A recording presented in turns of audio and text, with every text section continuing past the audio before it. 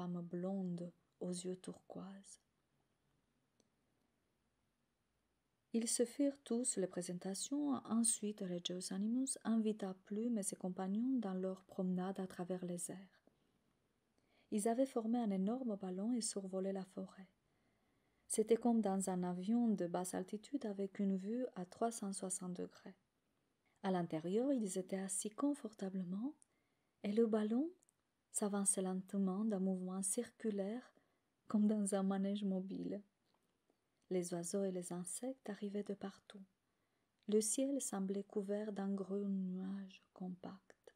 « Que se passe-t-il » demanda Regius Animus.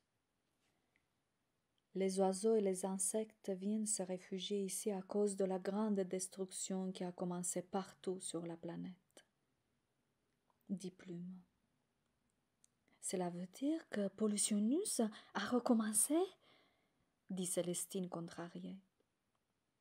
Le mot Pollutionus fut comme un électrochoc pour Pollutionus qui se réveilla brusquement de son état amnésique.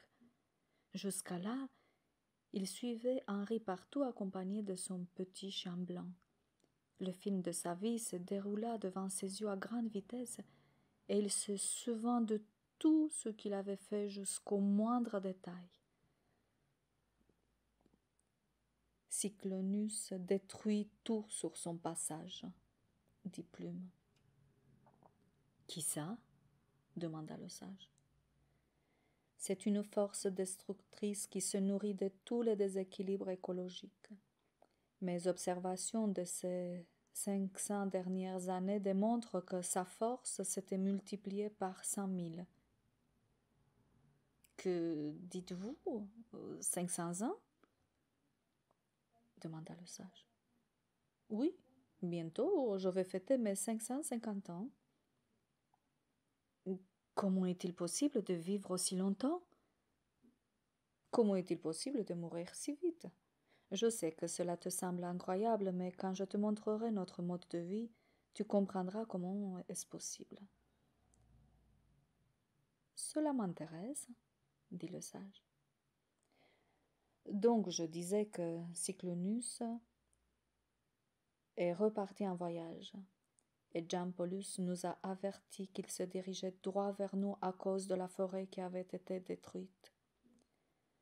Vous avez réparé les dégâts, ce qui lui a fait perdre de sa puissance. On doit trouver un moyen de le détourner de sa trajectoire.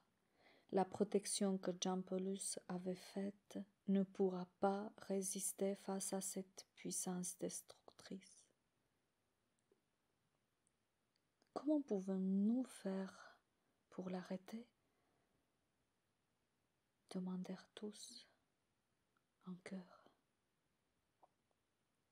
J'ai peur que cela prenne beaucoup de temps, dit Plume. Aujourd'hui, ne pensons pas à tout cela. Profitons bien de cette fête de mariage. Plume et Erel les conduirent dans leur tribu où ils étaient attendus en grande pompe.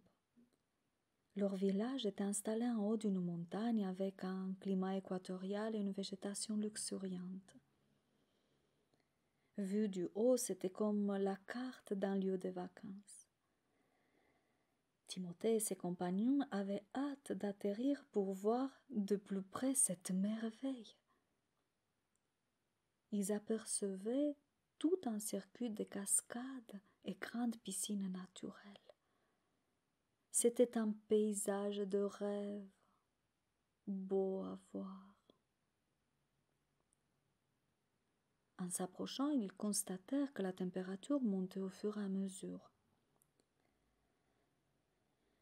Timothée se demanda où il pouvait bien loger car aucune habitation n'apparaissait.